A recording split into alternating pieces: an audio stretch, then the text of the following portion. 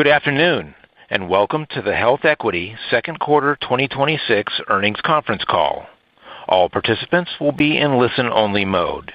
Should you need assistance, please signal a conference specialist by pressing the star key followed by 0.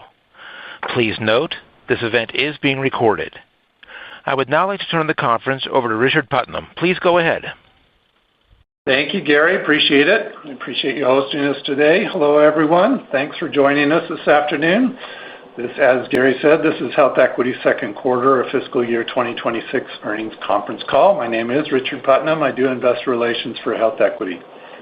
Joining me today is also Scott Cutler, President and CEO, Dr. Steve Neeleman, Vice Chair and Founder of the company, and James Lucania, Executive Vice President and CFO. Before I turn the call over to Scott for prepared remarks, we note that a press release announcing the financial results of our second quarter of fiscal 2026 was issued after the market closed this afternoon. These financial results include certain non-GAAP financial measures that we will reference today. You can find a copy of today's press release on our investor relations website, which is ir.healthequity.com. And it will also include the reconciliation of these non-GAAP measures with comparable GAAP measures.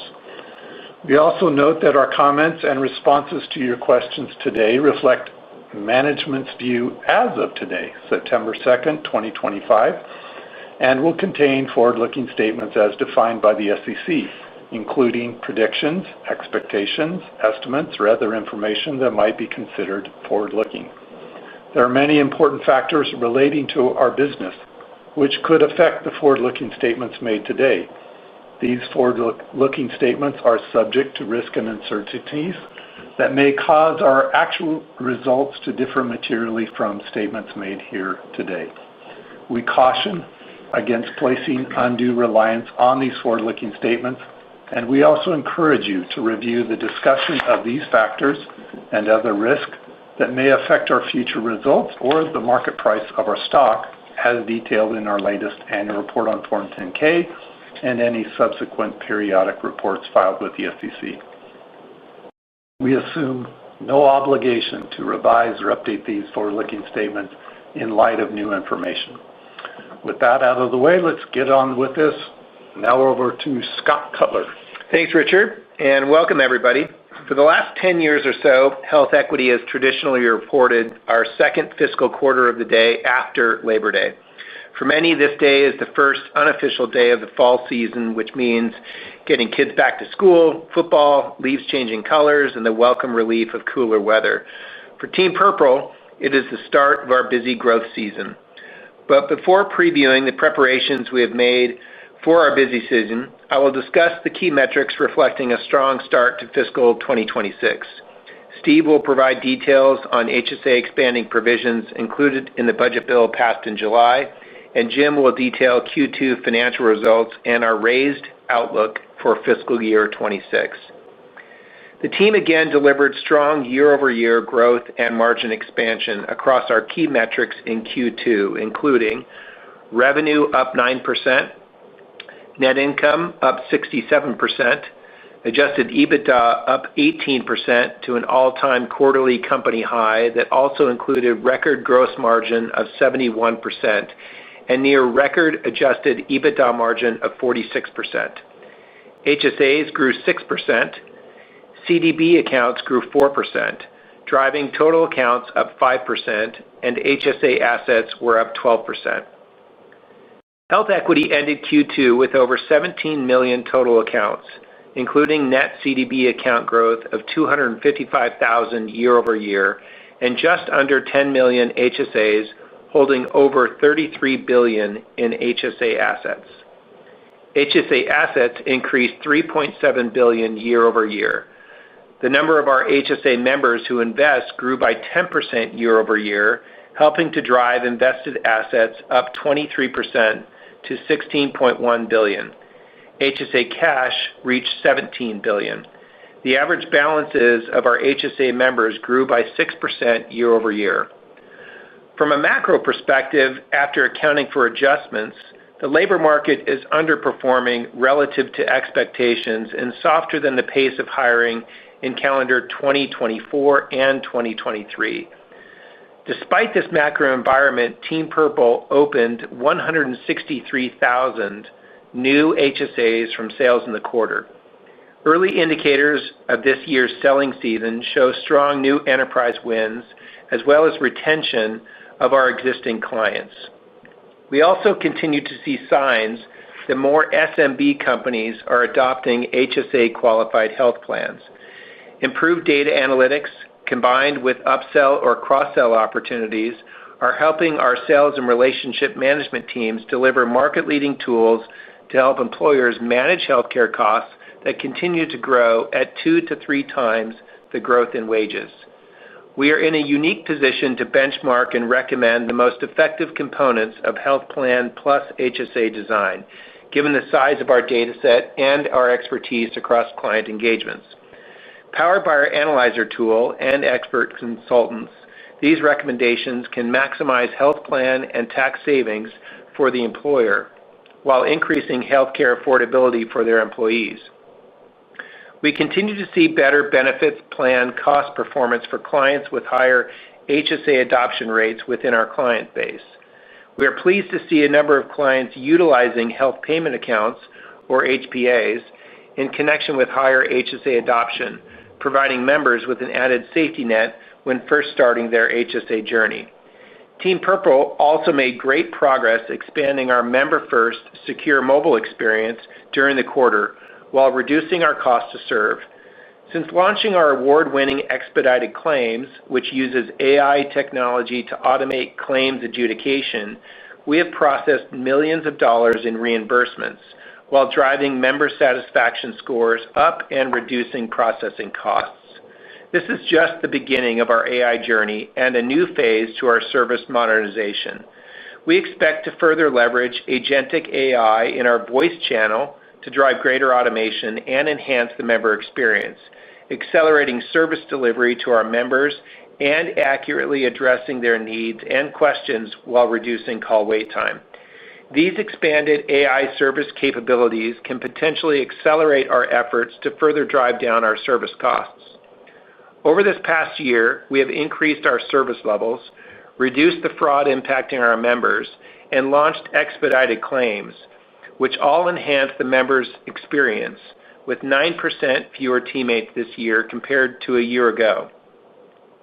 We also celebrated the completion of moving our V5 platform to be 100% cloud-based this quarter, resulting in 92% faster response times, 5 times more stability to the platform, and an 80% reduction in delays. We are very pleased with our team's efforts to drive down successful fraud attacks on our HSA members. Under the direction of Sunil Seshadri, our Chief Security Officer, and his dedicated security and fraud teams, we launched a number of added security measures, including greater adoption of our member-first secure mobile experience app, which now boasts 1.7 million downloads, to reduce direct fraud service costs from $3 million in Q1 to an exit run rate in Q2 near our goal of 1 basis point of total HSA assets per year. The first phase of additional passkey authentication capabilities was rolled out during the quarter, and we anticipate that many of our members will authenticate through this passkey technology by the end of the year. The introduction of passkey will enhance trust and improve the login and authentication experience across our platforms, with the benefit to our members of a streamlined login process and no longer being required to remember passwords. We continue to see lower sequential fraud each month this year as our controls take hold and more of our members move to a secure mobile experience. We are committed to continually updating our defenses as threats evolve. We are optimistic about the actions taken thus far and the continued strengthening and implementation of controls. These experience enhancements are part of HealthEquity's broader strategy shift to consumer experiences to secure our consumer-centric mobile app. As part of the mobile-first strategy, new members who sign up through their employer's open enrollment process will be able to set up their HSA account through the HealthEquity mobile app. This process will be faster, seamless, and secured with industry-leading passkey technology. On the legislative front, the budget bill passed in early July delivered a number of wins for HSAs. Steve and our government affairs team did a remarkable job of educating our legislators and their staff about the benefits of HSAs and the growing demand for greater access to them from American families. Thank you, Steve, for your leadership in this effort. Please help us understand what this means for this year and beyond. Thank you, Scott. It has been a busy and exciting time this summer for our team in Washington. The budget bill that was passed and signed into law in July included key provisions that expand the use of HSAs, granting wider access to more American families. The bill expanded the market for HSA adoption by allowing direct primary care, or DPC, arrangements and the use of low-cost telehealth before consumers meet their deductibles. Both of these provisions have been popular with health plans and employers to provide greater access to lower-cost health care for consumers while keeping overall costs for payers in check. Previously, DPC and low-cost telemedicine were both disqualifying plan design elements for HSA eligibility. These provisions provide employers more flexibility in plan design and greater access to affordable health care. We expect these changes will help our partners and clients drive greater HSA adoption. The bill also significantly expands HSA eligibility for individuals and families who purchase health insurance offered on ACA exchanges. All individual bronze and catastrophic plans will be allowed to be coupled with HSAs beginning January 1, 2026. There are currently over 7 million people enrolled in bronze health plans. Approximately 90% of these plans are not eligible to open HSAs. This will change in January, and our teams are working hard to capitalize on this opportunity. Furthermore, with subsidies on the exchanges being reduced or going away, higher healthcare trend rates driving up premiums, the added benefit of funding out-of-pocket expenses through an HSA, and the lower-cost bronze premiums, this may all lead to more people opting into these plans. We believe HealthEquity is uniquely positioned to deliver with our network partners a streamlined enrollment process that can help bronze plans enrollees easily enroll in HealthEquity HSAs. The benefit from our industry-leading solution. In addition, targeted consumer marketing campaigns in key markets will raise awareness of new eligibility and benefits. HealthEquity is building a redesigned enrollment and onboarding experience for all HSA-qualified individuals, including the new bronze and catastrophic plan consumers. This new redesign will provide faster, secure, and mobile responsive experience to sign up for an HSA and a seamless funding process. Because of these changes in the OBBB, we believe these provisions could allow 3 to 4 million more American families to have access to the remarkable benefits of HSAs. This is the largest expansion of the regulatory framework for HSAs in the last 20 years. These changes will make it easier for employees to offer and promote HSAs. These provisions are a good down payment by our legislators to help all Americans have personally owned health accounts. We will, of course, continue to work hard to educate legislators and regulators on the benefits of HSAs and continue to press for a number of other HSA market expanding provisions. We remain confident that tax-advantaged health accounts like HSAs that help consumers pay for their out-of-pocket costs are popular on both sides of the political aisle, and we will continue to advocate for all Americans to have access to them. Now, I'll pass time over to Jim to discuss our financials. Jim. Thanks, Steve. Before I jump into the financial review, I just want to echo Scott and personally thank Steve and our government affairs team for the awesome job they did helping our lawmakers better understand the value of HSA plans and the impact they have in making health care for American families more affordable. Great job to Steve and the team. Now, let's talk about our second quarter fiscal 2026 GAAP and non-GAAP financial results. As always, we provide a reconciliation of GAAP measures to non-GAAP measures in the press release. Second quarter revenue increased 9% year over year. Service revenue increased 1% to $117.9 million. Custodial revenue grew 15% to a record $159.9 million in the second quarter. The annualized yield on HSA cash was 3.51% for the quarter as a result of higher replacement rates and continued increase in balances and number of accounts participating in enhanced rates. Interchange revenue grew 8% to $48.1 million, notably faster than the 5% total account growth, as members increased both contributions and distributions, with more payments on platform versus requesting cash reimbursement for payments made off platform. Gross profit of $232.6 million was a record 71% of revenue in the second quarter, up from 68% in the second quarter last year. Service costs declined year over year in the quarter, both on a reported basis and excluding fraud and fraud accruals. The second quarter included approximately $1.2 million of fraud reimbursements to members, and we had a net release of our fraud reserve of approximately $1 million in the quarter. As Scott mentioned, we remain on pace to achieve our goal to exit fiscal year 2026 with a run rate of 1 basis point of total assets in fraud costs per annum. We continue to invest in fraud prevention and detection capabilities and drive higher adoption of our secure mobile experience, and we believe these efforts will normalize fraud impact on service costs in the second half of fiscal year 2026. As Scott mentioned earlier, the actions taken during our first half of this fiscal year to drive efficiency in our operations. We exited the quarter with 9% fewer teammates compared to the prior year and expect to carry those savings into fiscal year 2027. Net income for the second quarter was $59.9 million, or 68 cents per share on a GAAP EPS basis.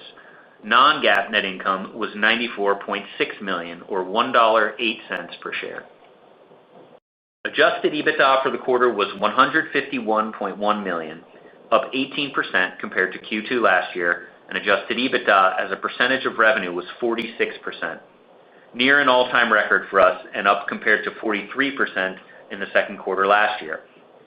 Turning to the balance sheet, as of July 31st, 2025, cash on hand was $304 million, as we generated $200 million of cash flow from operations in the first half of fiscal 2026. We ended the quarter with approximately $1 billion of debt outstanding net of issuance cost, after paying down $50 million of the revolver during the quarter.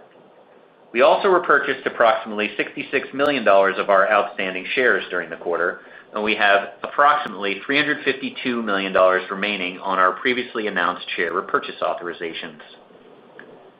One provision in the budget bill that Steve did not discuss is the immediate tax deduction for domestic research and experimental expenses beginning in fiscal year 2026. Our initial analysis indicates that accelerating these tax deductions may reduce our federal cash taxes paid over the next 2 fiscal years by $65 to $75 million. The corporate income tax provisions included under the budget bill will not materially impact our income statement, our earnings per share, or our forward income tax rate guidance, as the accelerated cash tax savings will be captured through deferred taxes on our balance sheet. However, this adds to our increased cash flow from operations to accelerate funding strategic growth and technology initiatives, debt paydowns, and stock repurchases. For the first 6 months of fiscal 2026, revenue was $656.7 million, up 12% compared to the first 6 months of last year. GAAP net income was $113.8 million, or $1.29 per diluted share. Non-GAAP net income was $180.4 million, or $2.05 per diluted share. And adjusted EBITDA was $291.3 million, up 19% from the prior year, resulting in 44% adjusted EBITDA margin for the first half of this fiscal year. Before I detail our raised guidance and assumptions, let me give you an update on the interest rate forward contracts that we discussed in June during our Q1 earnings call. As a reminder of what we said in June, we expect that these contracts will have little to no impact on our fiscal year 2026 income statement.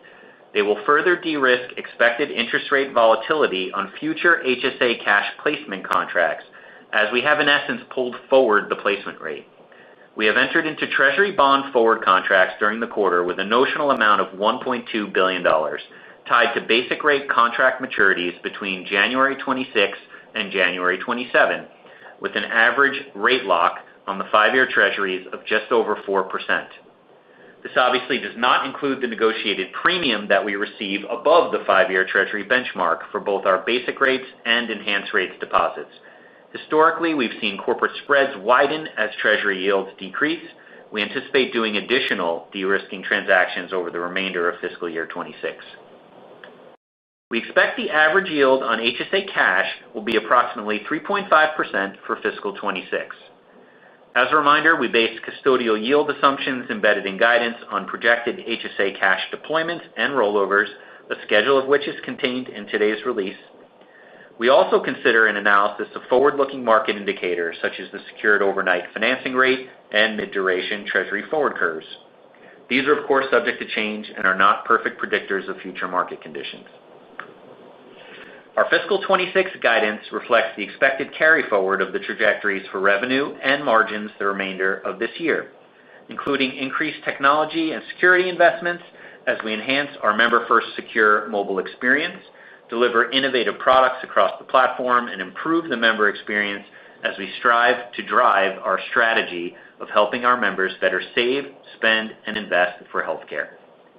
We also expect additional investments in sales and marketing efforts that Steve discussed related to Bronze Plan HSA expansion. We, of course, will also be lapping last year's fraud impact on service costs in the second half as we continue to close attack vectors and help our members secure their assets. We expect revenue in a range between $1.29 and $1.31 billion. GAAP net income in a range of $185 to $200 million, or $2.11 to $2.28 per share. We expect non-GAAP net income to be between $329 and $344 million, or $3.74 and $3.91 per share, based upon an estimated 88 million shares outstanding for the year. Finally, we expect adjusted EBITDA to be between $540 and $560 million. We continue to invest in protecting our members' assets and data while providing them with a remarkable experience. We're pleased with how we exited Q2 and look to make additional progress in the second half of 26 towards normalizing fraud costs to our target of 1 basis point on total HSA assets per annum. Our guidance includes additional expected share repurchases under the remaining $352 million cumulative repurchase authorizations and potential additional reductions in revolver borrowings during the fiscal year. With continued strong cash flows and available borrowings on our revolver, we will maintain ample capacity for portfolio acquisitions should they become available. We assume a GAAP and a non-GAAP income tax rate of approximately 25% and a diluted share count of 88 million, including common share equivalents. As we've done in previous reporting periods, our fiscal 2026 guidance includes a reconciliation of GAAP to the non-GAAP metrics provided in the earnings release, and a definition of all such items is included at the end of the earnings release. In addition, while the amortization of acquired intangible assets is being excluded from non-GAAP net income, the revenue generated from those acquired intangible assets is included. With that, let's go to the operator for questions.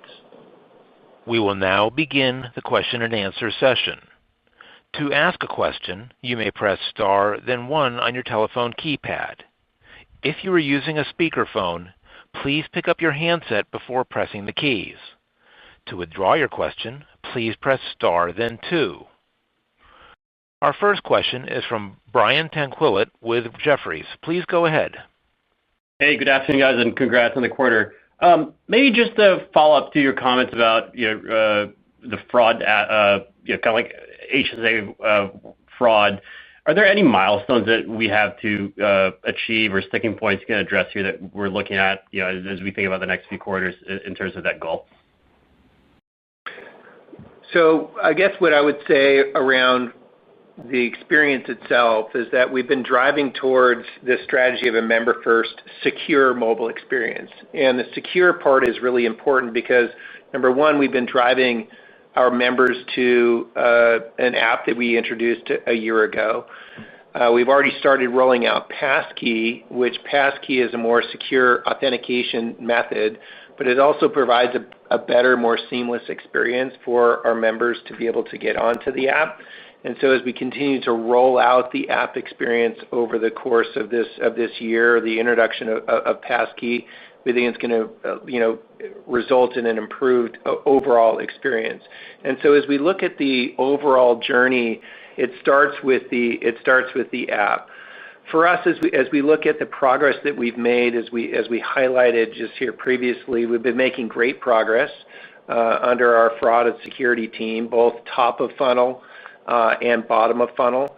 We'll continue to make enhancements and improvements to the security and the fraud posture, and we're really pleased with the progress that we've been able to make, where every month so far this year has seen sequential decline in the actual fraud numbers overall. But ultimately, for us, it's about an improved and more secure member experience accessing our platforms.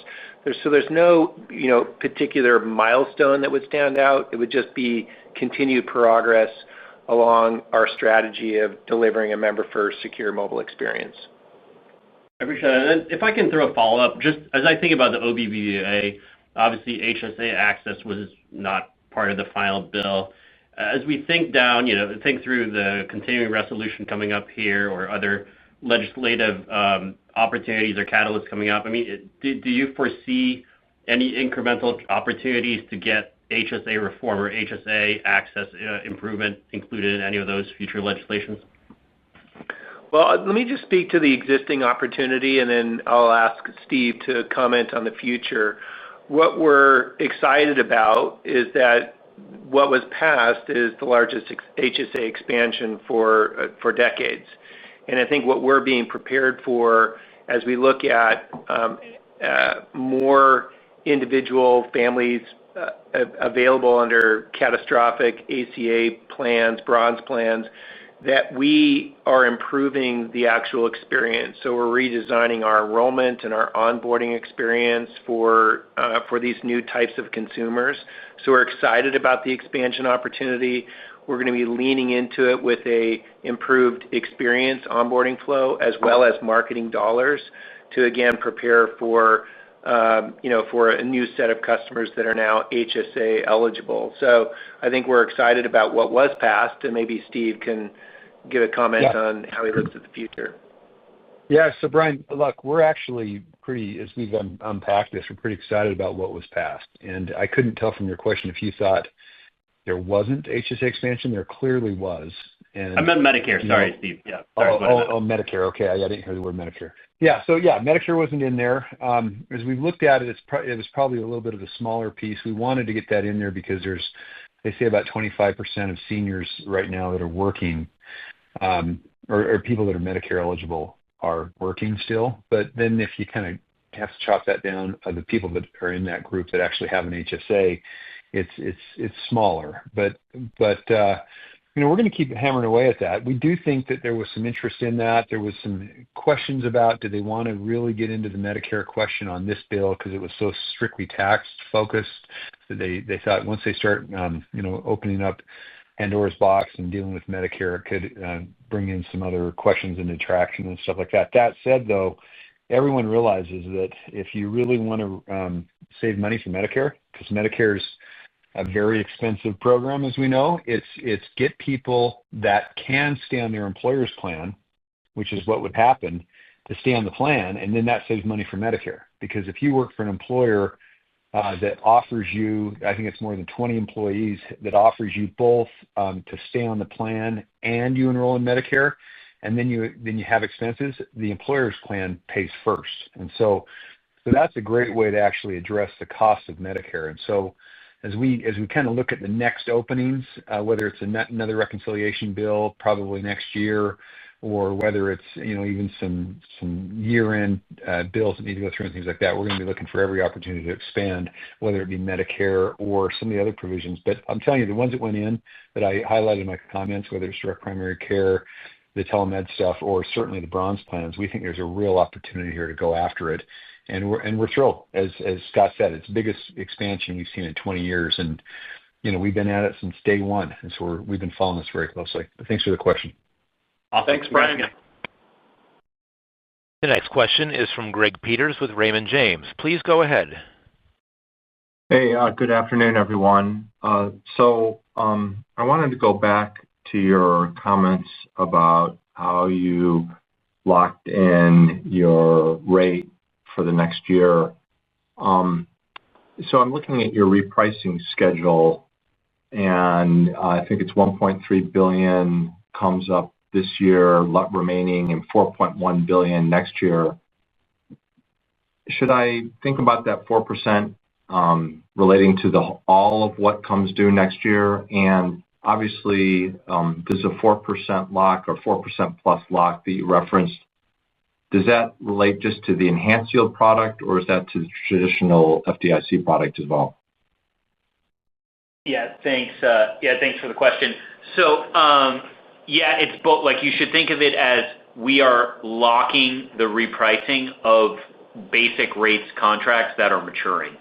So, as we would expect, like all of the basic rates contracts that have been maturing, that the lion's share of those dollars will roll into enhanced rate at the time of their maturity. But also, as I said in the remarks, they are primarily centralized around January of 26, so Q4 of 26, fiscal 26, and January of 27, so Q4 of 27. Like, we are locking specific basic rates maturities in those time periods. And as we said, sort of the average across those, the average across that was about a 4% lock on the 5-year Treasury. And as you said, we earn, if we can roll those to enhanced rates, we earn about a 75 basis point spread on top of that. So effectively locking 475 on assets that are yielding currently 1.7 to 2%. Excellent. Thanks for the clarification.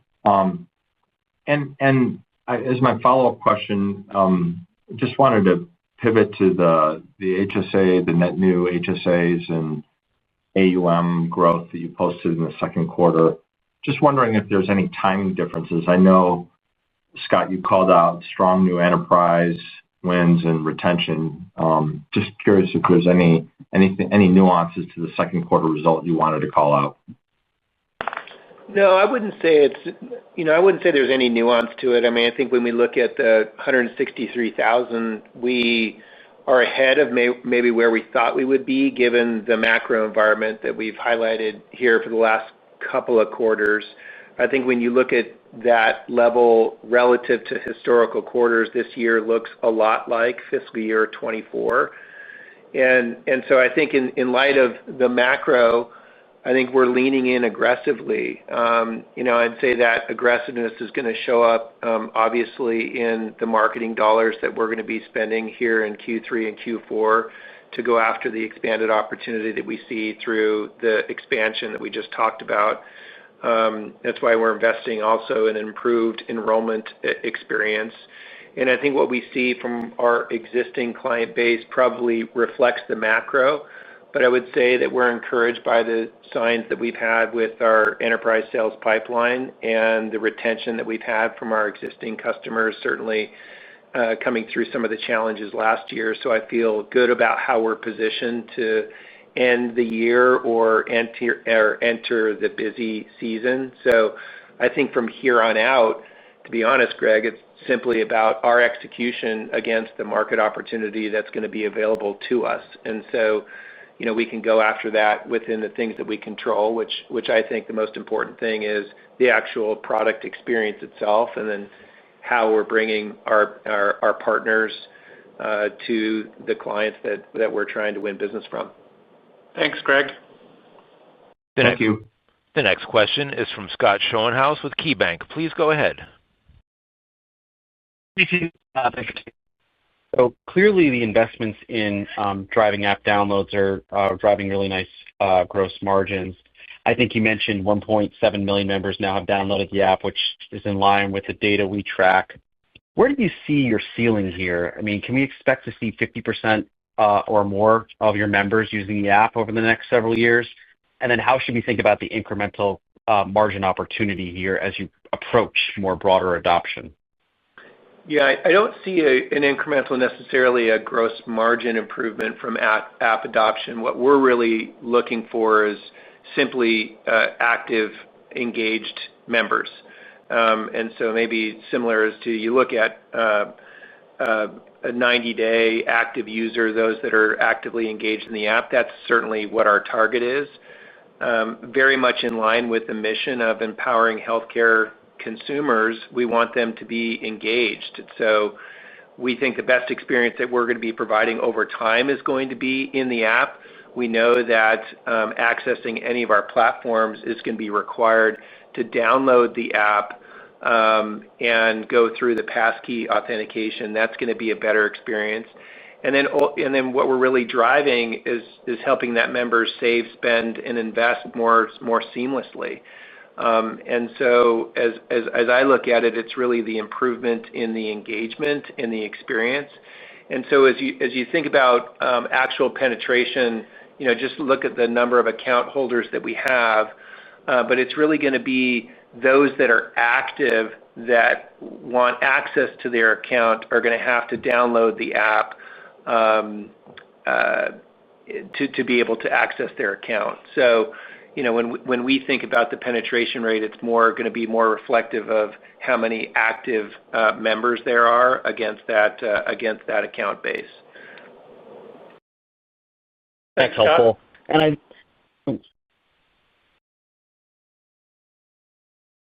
The next question is from George Hill with Deutsche Bank. Please go ahead. Hey, good afternoon, guys, and thanks for taking the question. I guess, Scott, it sounds like you talked about a disconnect between the employer market and employment trends growing slower than expectations. And at the same time, you guys kind of outperformed expectations and raised guidance. So I guess the two things I'm wondering if you can throw some numbers around are, can you talk about the order of magnitude by which kind of the employer market or employment seems to be growing slower than you guys expected to see? And then kind of what's driving the outperformance? I can probably guess the answers there. It's going to be all the Team Purple stuff. But I'm really interested in kind of the disconnects here is kind of the theme of the question I want to go with, what you're seeing on the employer side versus the outperformance of you guys. Thank you. Well, yeah, great.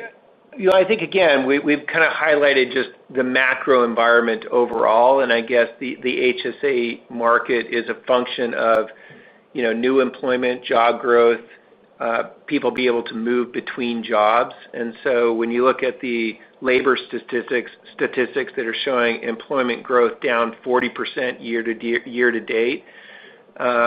year over year through July, I think that would say that the macro environment for job growth has been tough. And so, but that being said, I think we've been able to lean into our sales pipeline as well as our relationships with clients and partners to be able to go to market. Again, the 163,000 new HSAs is not a record for us. It's more muted than we would love to see, but we're still actually pleased with the progress that we're making. And so I'm not sure I see it as like a total disconnect because we certainly see and feel the macro. But what we're trying to do to offset that is focus on a great experience. I think also delivering a great service. This has obviously been a big focus of ours for the year. And I think one of the things that I'm most proud of as you look at how we're serving our customers, as you look at NPS or CSAT, we're seeing nice improvement of both of those metrics, which is, those members that are contacting us, how well we're serving. We're obviously doing that more efficiently on a year-over-year basis with the use of technology and having a better product experience, which I'm really proud of, which I do think contributes to us in our leadership position. And then again, I think as the market leader in this space, I would hope that we would continue to outpace growth of the market overall as the market leader. And I think so far this year, I believe that's what you're seeing. I appreciate it. Thank you. Thanks, George. The next question is from Alan Lutz with Bank of America. Please go ahead. Good afternoon. Thanks for taking the question. Scott, I want to follow up on George's question there. And the last comment you made about outperforming market growth, you've grown accounts by 7-8% year to date. Can you talk about how fast that you think the market is growing? And obviously the market growth rate has evolved over the past several years. As you think about the market's growth rate today, can you talk about your confidence that the market can sustain the growth rates and accounts that we're seeing this year into the next couple of years? And I guess whether or not does that include contributions from the OBBB? Just trying to get a sense of what your expectations are on market growth from here. Thanks. Yeah. So, a couple of things. I think where is it that we see the opportunity? Obviously, we talked about expansion of the market that happens as a result of OBBB. We're going to be going after that. We're going to be going after that, as I've said, through marketing, going after maybe a different set of potential members, also through plan partners. So we're going to be going after that through marketing, broadly speaking, top of funnel brand recognition, as well as through our traditional channels.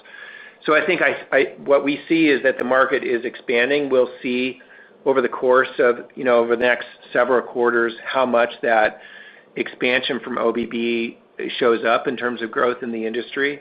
I think there's a couple of things that are maybe more important even than new accounts. And if you look at the industry overall, and you look at contribution levels, we have lower participation across the industry for high deductible health plans.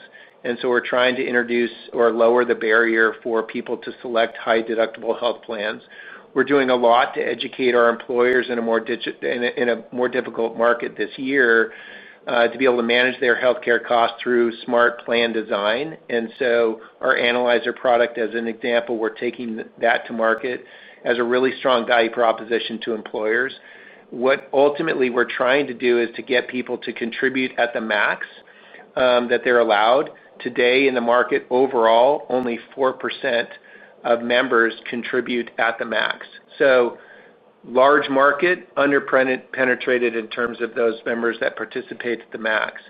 Across the market overall, only 8% of members are investors. We see a big opportunity for our members to become investors, and we've seen strong growth from our members to become investors. And so I think as you look at, Alan, us growing the business overall, there's baseline of the business that comes through account growth. But if we can have a more engaged consumer or engaged member, which we think is going to come through that mobile app experience, we're going to help them save, spend, and invest, which should lead to a higher contribution, higher account balances, higher investors, more engaged consumers. So I think all of those will drive growth in the industry overall above just account growth. Great. Thanks, Scott. Thanks, Alan. The next question is from Mark Marcon with Baird. Please go ahead.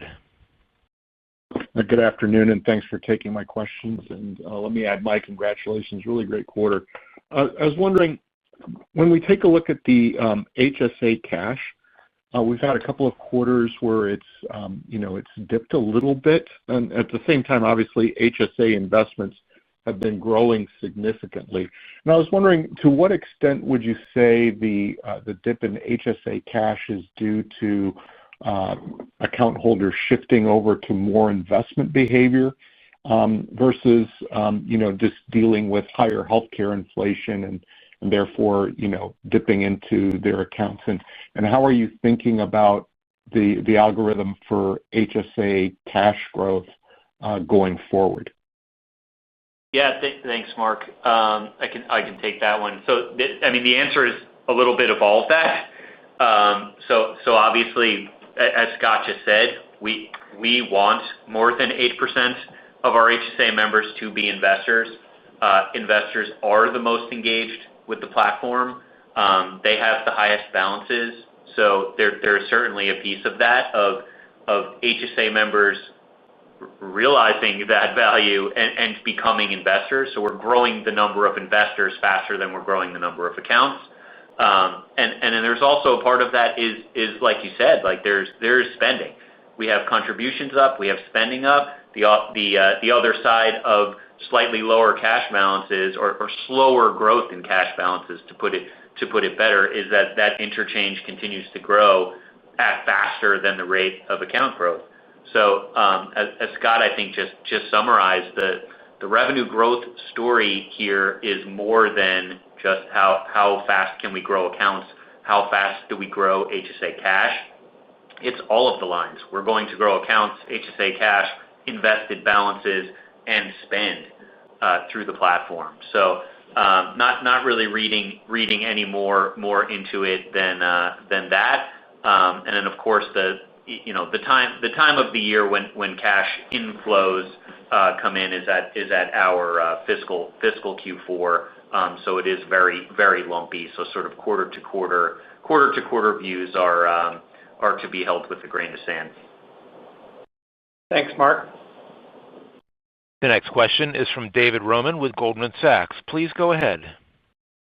Thank you. Good afternoon. Appreciate your taking the question. I wanted to pick up on something that you said early in their prepared remarks about how to think through the implications of likely significant increases in premiums that come through next year and the potential benefit that you might see with increased HSA enrollment, and then how you contrast that with the comments you made around kind of current macroeconomic conditions. Does that kind of net us out in the same place around this mid-single-digit growth in underlying HSAs? How are you guys thinking about putting these kind of countervailing pieces together? Yeah, so in a more challenging environment macro, I think a challenging environment for most employers is the rising cost of healthcare and healthcare premiums that for many employers have a hard time passing that along or bearing all of that. When those healthcare costs are going 2 to 3 times faster, that's a challenge for anybody running a business and running a P&L. And that's where we think our role and the elevation of our message becomes more important. And so, we've been out there having a conversation to be able to say, well, how is it that you can manage your overall healthcare costs better? And it's by having a smart plan design that has an HSA qualified plan associated with it if you're an employer. We have plenty of case studies with employers that by doing that, they've been able to reduce that annual decline to manageable levels.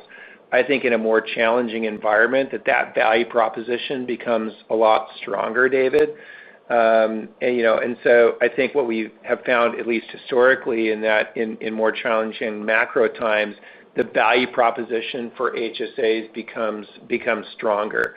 And so I think if you look at this business over a much longer period of time, then you would also look at the macro as this is just kind of like this current moment in time. Our most valuable members are those members that have been with us for a long period of time. And so this might be just one small layer in the onion for us overall. And so how is it that we continue to grow this business faster than today's environment? It's actually having all of our cohorts of members become more active and engaged.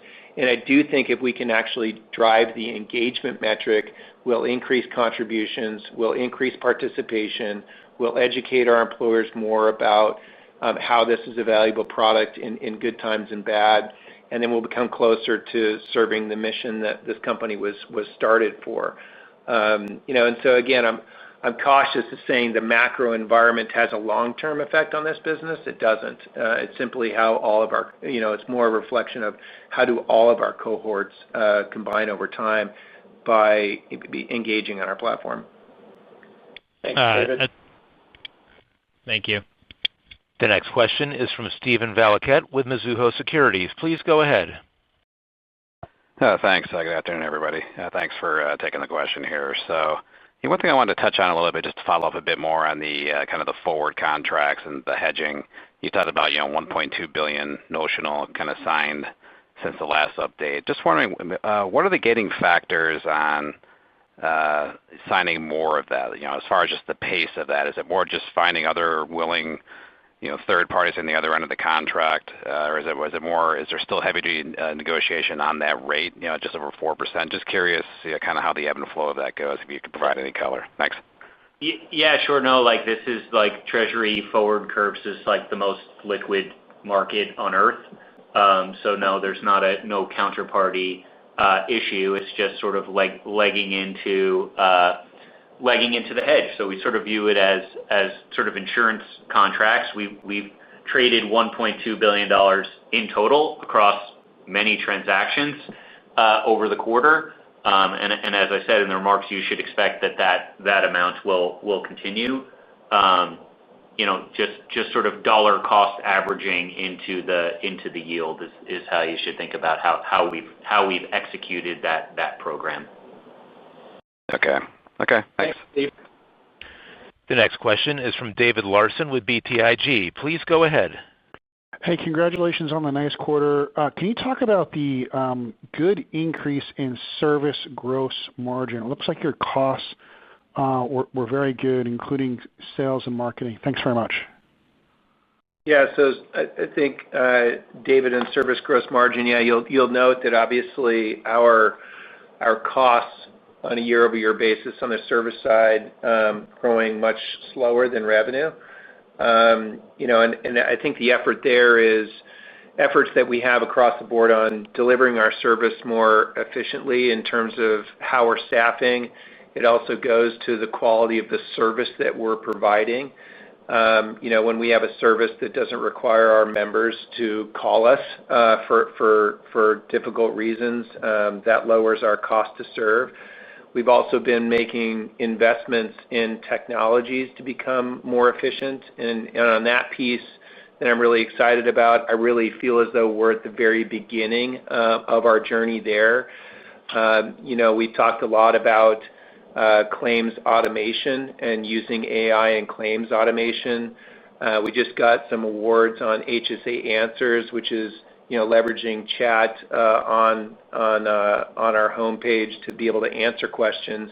And I think we're at the very beginning of our journey of automating other manual and repeatable processes through technology that should, over time, reduce that service cost even further. So in many respects, I believe that we're at the beginning of our journey of modernizing the product and modernizing the service experience with AI.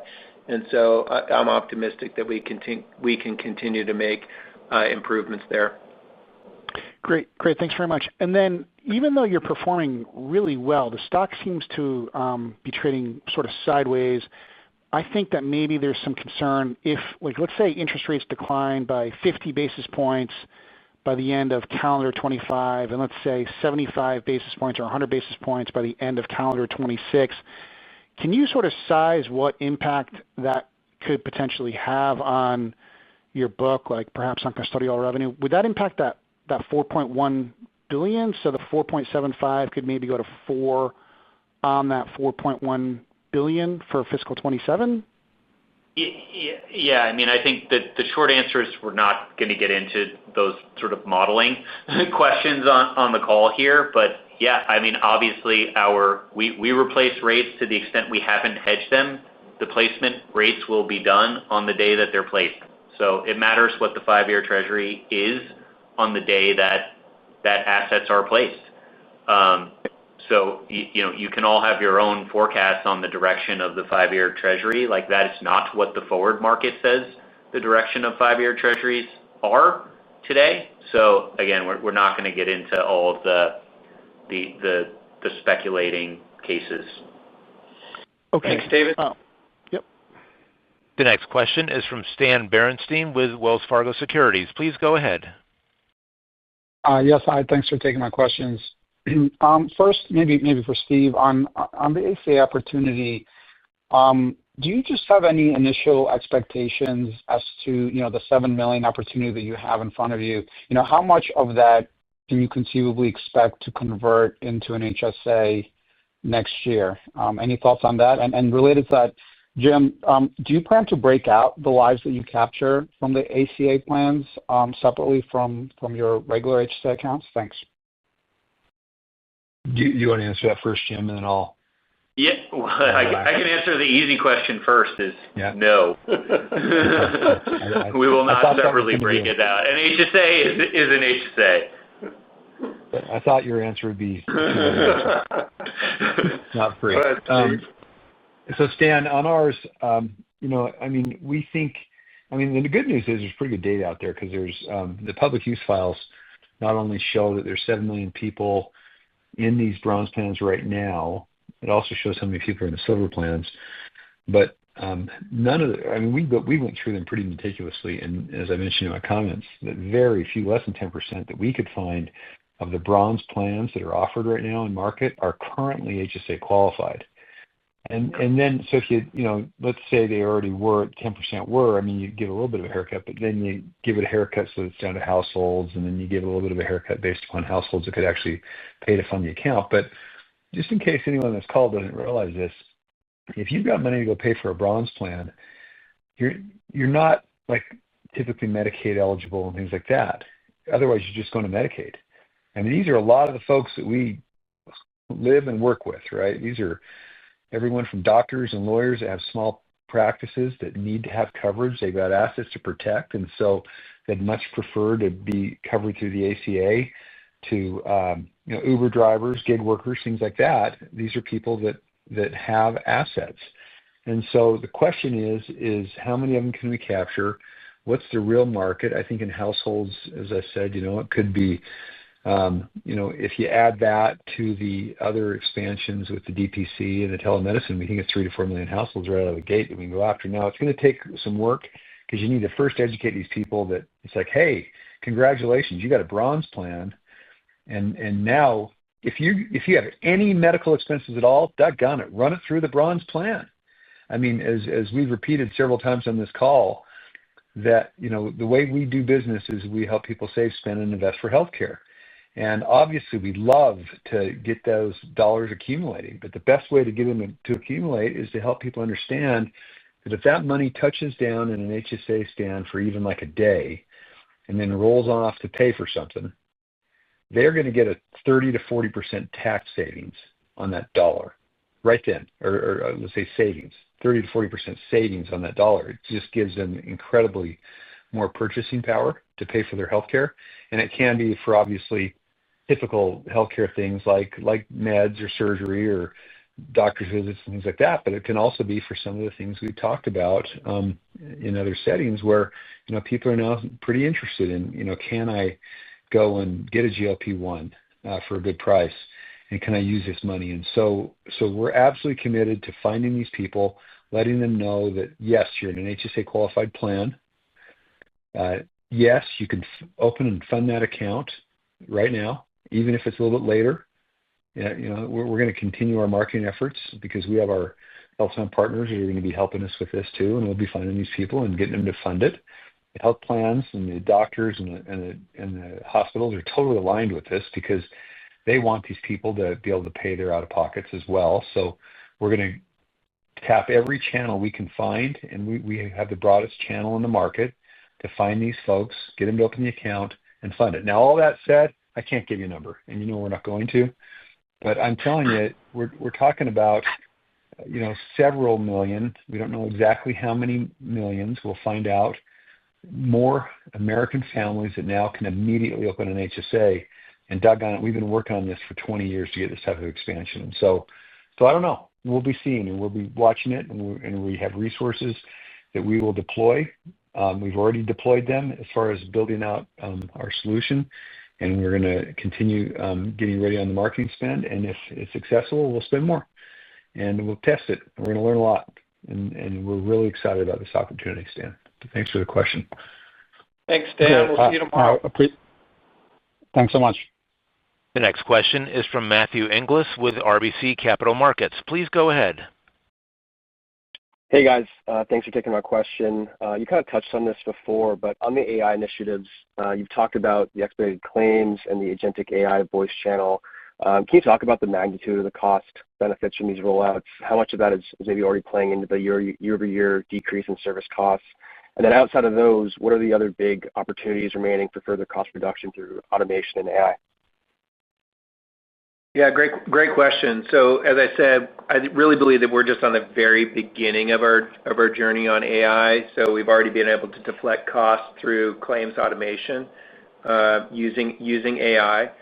We're going to be investing within the framework of our tech and dev spending on APIs and data to unlock further opportunities around AI pretty much in every function of our company.